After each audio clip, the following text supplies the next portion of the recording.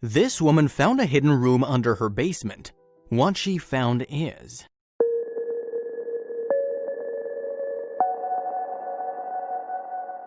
Basements are suspect places.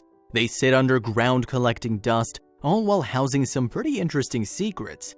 Old artifacts get moved into basements, children are scared to be in basements by themselves, and basements literally support entire buildings.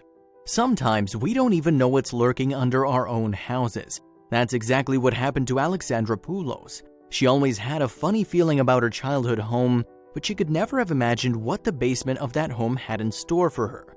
Here's the story of what she found below. Alexandra Poulos always had a funny feeling about her childhood home. One day, after living in her home for years, she had some builders come and take a look in her basement. What they found left everyone in total disbelief. Alexandra was sure that they had found something of immense historical importance. After listening to this story, you might want to take a look in your own basement. You never know what could be lurking underground. Alexandra Poulos' parents bought the house pictured here in 1974. This house is located in Lansdowne, Pennsylvania, which will become an important detail later in this story. This white colonial-style house was Alexandra's home for her entire childhood.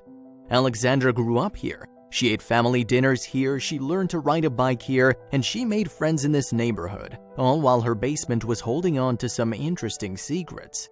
Alexandra had no idea what was located in her basement at the time. Even though Alexandra didn't know about the secrets in her basement when she was a child, she still remembers having vivid dreams about it while she was living in that house. Poulos told ABC News, "I would have random dreams about there being other rooms in the house. I'd look it up on dream meeting sites and people always thought I just had a crazy imagination." Could the house itself have caused Alexandra's strange and random dreams? In 2008, Alexandra Poulos' mother passed away. Alexandra was devastated. She and her mother were always so close and she couldn't imagine moving on and living her life without her mom. Unfortunately, one disaster led to another, and 7 months later, Alexandra's brother passed away as well. Alexandra didn't blame the house for those tragedies. She didn't think this house she loved so much would be haunted. After her mother and brother died, Alexandra convinced her father to sign the house over to her.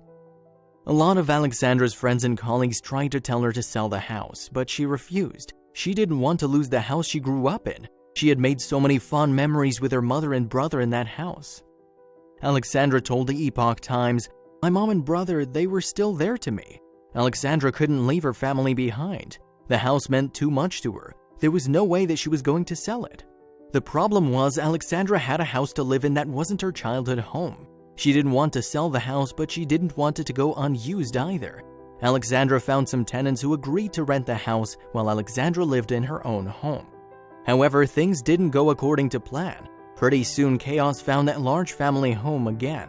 There were some issues with the house's foundations, aka the basement. This was an old house with some severe foundational issues. Pretty soon, the tenants noticed that the basement was starting to smell. A sewer pipe had cracked down there, and the whole system needed to be replaced. Cracks started appearing in the basement walls, but Alexandra was quick to spring into action. She wanted to do everything she could to save the home she loved so dearly. Alexandra had some specific memories about the house's basement. She remembered the stories that her old neighbor used to tell her about what could be hidden under the house. "She told my dad, 'You know there's a basement under your basement,'" Poulos recalled. "But my dad thought she was just crazy or whatever."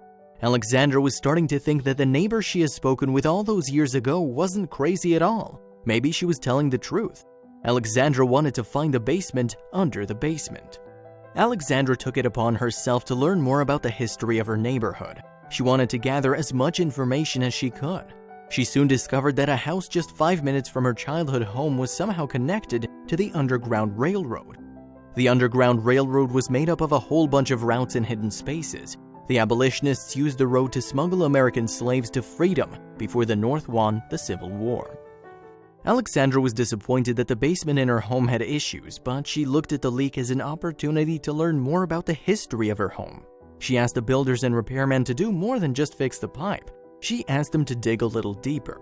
She thought they might find evidence that her house was part of the Underground Railroad route. Maybe the route went right under her house.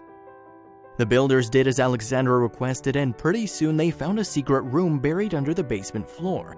The builders said that they thought the secret room was probably there long before the house was built. Alexandra was thrilled to learn that her house had some interesting foundations, but she wanted to know more about the role this place played in history. She just had a feeling that this location was important. She knew it meant something more. During the first half of the 19th century, slavery was still legal in many states across America. However, people were starting to realize how cruel it is to oppress an entire group of people. Resistance movements were gaining more traction, and the fight against slavery started to look like a fight that could be won. Many of the states in the North had already abolished slavery entirely. Progress was being made, even if it was slow. In the midst of this huge social and humanitarian shift, the Underground Railroad was born. Former slaves who were now freed risked everything to help enslaved people regain their freedom. Levi Coffin, a Quaker from North Carolina, smuggled thousands of slaves to safety at great personal risk. Harriet Tubman, who had already escaped her slaveholders, took it upon herself to liberate others. Without their heroic efforts, America would be a very different place than it is today. This network of activists and former slaves liberating people who were still enslaved became known as the Underground Railroad. The people who took the Underground Railroad out of slavery didn't actually travel by train, though. Most of them traveled by foot or on horseback. The term Underground Railroad was a reference to some of the code names that were used during this covert operation. This mission was successful because it was carried out so secretly and stealthily. Many people suspected that the Underground Railroad actually made use of underground tunnels. There are theories that the leaders of this operation actually used tunnels and underground rooms to make sure that nobody would see the slaves escaping.